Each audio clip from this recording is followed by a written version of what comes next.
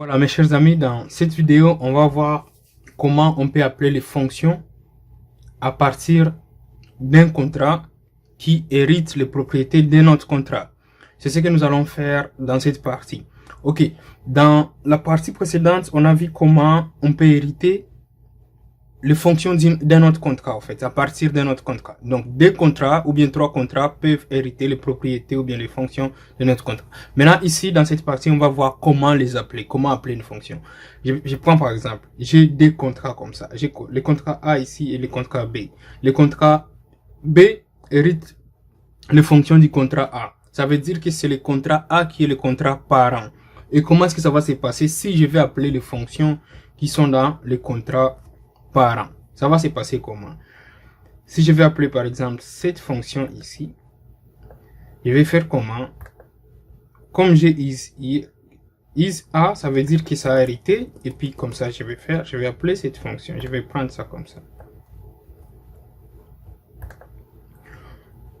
Je peux créer une autre fonction, pardon. Fonction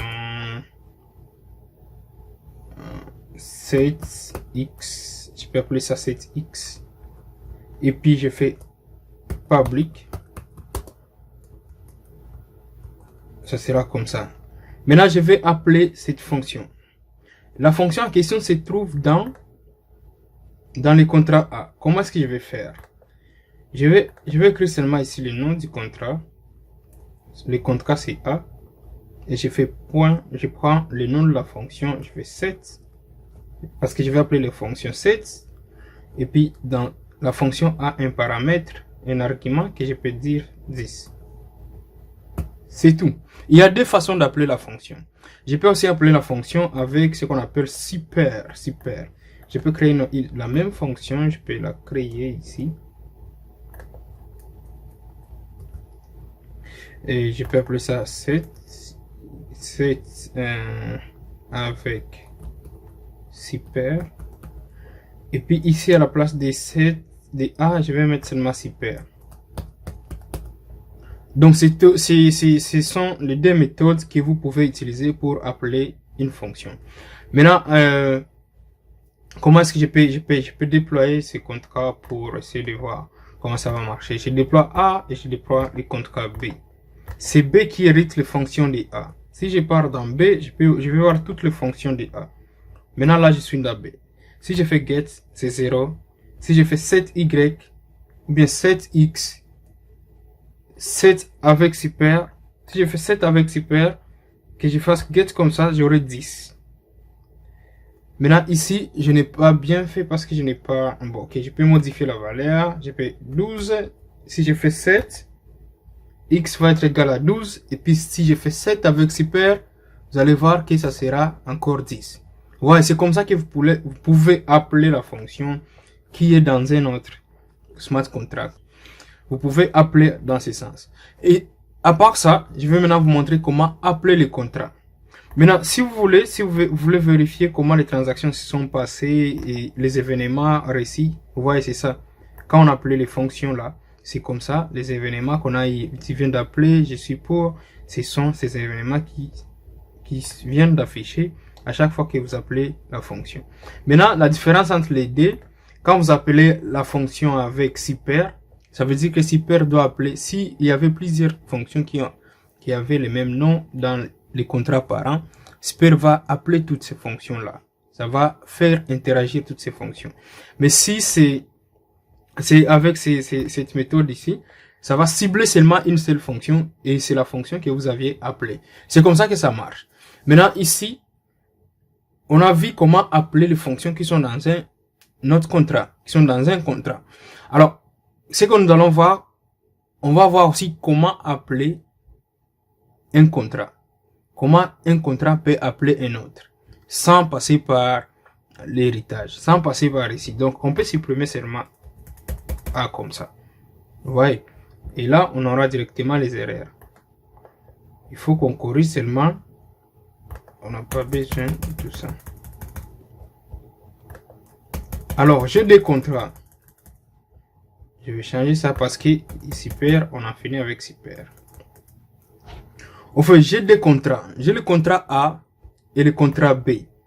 je veux que le contrat A, ou bien je veux que le contrat B appelle le contrat A et commencer à interagir avec ces fonctions. Comment ça peut marcher? Je peux déclarer contrat A dans le contrat B comme ça. A avec petit a. Et là, je peux avoir l'accès à toutes les fonctions qui sont dans le contrat A. Parce que je suis en train d'appeler un contrat dans un autre contrat. C'est comme ça que ça marche. Ce n'est pas ici la fonction. Je suis pas en train d'appeler la fonction ou bien je suis pas en train d'appeler les fonctions qu'un contrat a hérité de son parent. Ici, je suis en train d'appeler les contrats dans un autre contrat. Et vous voyez comment je déclare. Je prends le nom du contrat et puis je déclare sa variable. Le type de variable, c'est le contrat. Tout comme, je peux effacer ça et puis je pars dans cette fonction ici.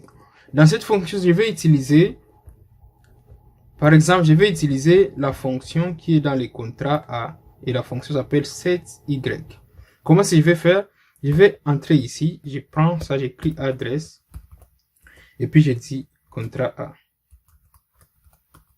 Contrat A. Et maintenant, je peux utiliser la fonction à partir de cette fonction. Je prends le nom du contrat, c'est contrat A. Je fais entre parenthèses, je prends l'adresse du contrat A que vous allez mettre comme paramètre contrat A. Et puis, je cible la fonction que je vais utiliser. La fonction que je vais utiliser s'appelle set, par exemple, setY. C'est tout. C'est tout. Il y a une autre façon. Dans cette fonction, je vais appeler par exemple set.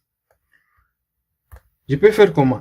Au lieu d'utiliser adresse contract A, je peux seulement utiliser A comme ça, comme variable, et puis je prends contrat A. A comme type de variable et contrat A comme variable. Maintenant, ici, je vais travailler comment? Ici, j'aurai seulement contract. Et puis, je prends la fonction ciblée. La fonction ciblée, c'est set. Et dans cette, est-ce qu'il y a argument ou comment? Oui, dans cette, il y a argument. Alors, je vais que la valeur soit 12, par exemple. Ok, j'ai oublié quelque chose ici. C'est CT. Ok, donc c'est comme ça, vous voyez? Maintenant, ici, je peux déployer ce smart contract et ça va bien fonctionner. Vous allez voir que... Ok, je peux commencer par quelle adresse? Je peux commencer par, par quel smart contract? Je peux commencer par le smart contract A parce que c'est le smart contract qui existe déjà. Et puis là, directement, je peux déployer le smart contract B. Sans problème. Vous voyez, dans A, j'ai toutes les fonctions. Il n'y a aucun problème. Je n'ai pas appelé le smart contract B dans A. Mais c'est dans B que j'aimerais bien avoir le smart contract A. Et comment ça peut réagir? Je peux faire comme ça. Je prends l'adresse de mon smart contract ici. Parce que si je vérifie la balance ici, vous allez voir que c'est 0. Si je fais get Y, j'aurai 10. Si je fais 7, ça va modifier comme d'habitude. 7, et que je vérifie, ça sera 24. Maintenant, si je vais utiliser les fonctions qui sont dans le deuxième smart contract qui a appelé l'autre contract, comment ça va se passer? Je dois mettre l'adresse ici. Je prends l'adresse du smart contract A. Je mets comme ici dans B. Si j'appelle seulement 7, ça va setter encore. Je fais comme ça, la transaction passe. Mais si je vais vérifier ici, ça vient 12. Ouais, c'est comme ça que ça marche. C'est comme ça que ça fonctionne. Ici aussi, c'est la même chose. Si je mets l'adresse ici, je fais 7 et que je rentre ici, ça devient 10. Vous voyez? C'est comme ça que vous pouvez appeler le contrat et l'utiliser. C'est comme ça que vous pouvez commencer à interagir avec, si vous voulez appeler un smart contract, pas hériter d'un smart contract, appeler un contrat. C'est comme ça, c'est ça la formule que vous pouvez utiliser et ça peut fonctionner sans problème. Et il peut y avoir des complications si vous voyez quelque chose, une fonction par exemple, qui a par exemple le keyword ici ou bien le mot-clé payable. Vous imaginez s'il y a le mot-clé payable ici, ça veut dire que cette fonction doit recevoir les Ethers. Mais là, si vous voulez appeler cette fonction, vous devez faire en sorte que la fonction qui va appeler cette fonction puisse aussi être payable. Et je vous montre comment vous allez faire. Quelle est la fonction qui va appeler cette fonction ici, setY? On l'a appelée où? Je crois que c'est ici. qu'on a appelé set Y, c'est comme ça qu'on a appelé. Alors, je dois ajouter ici payable. Vouloir, parce que ça doit donner les éthers à cette fonction qui est ici. Maintenant, ici, après avoir ajouté payable ici sur cette fonction, je dois nécessairement ajouter la valeur qu'on va envoyer. Ça sera value et on va envoyer les éthers. Ça veut dire ça peut être msg.value. Vous voyez, c'est comme ça que vous pouvez appeler une fonction qui a les keywords payable. Ça veut dire que ça doit recevoir les éthers. Effectivement. Alors, et comment je peux faire si je fais par exemple x, disons si je fais x, si je fais encore ici x 10 plus msg.value et que je déploie les deux smart contracts, je fais maintenant l'exercice pour vous montrer comment ça va marcher. Je déploie A d'abord, oui, et puis B. Ok, notre objectif est de faire quoi? Et notre objectif est d'appeler la fonction set Y. Set Y. Alors, on vérifie d'abord la valeur des... Si je fais get comme ça, j'aurai 0. Et si je fais 7, ça va faire 10 plus la valeur que je vais envoyer. Ok, je descends ici. Si je fais 7 à partir d'ici, ça va faire plus 10. Ça va prendre le montant que je vais envoyer. Si je vais envoyer 10, si je vais envoyer par exemple 10 way, ça va additionner les 10 way ou bien 10 éthers. Je peux mettre aussi 10 éthers, ça dépend. Je mets le way, ça va additionner les 10 way avec ce que je vais envoyer comme montant.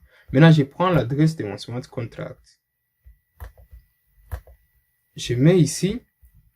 Souvenez-vous que j'ai mis là-bas 10 way. Les 10 way là-bas, ça sera les msg.value. Si je fais seulement 7x et que je fasse get, j'aurai 20. Vous voyez?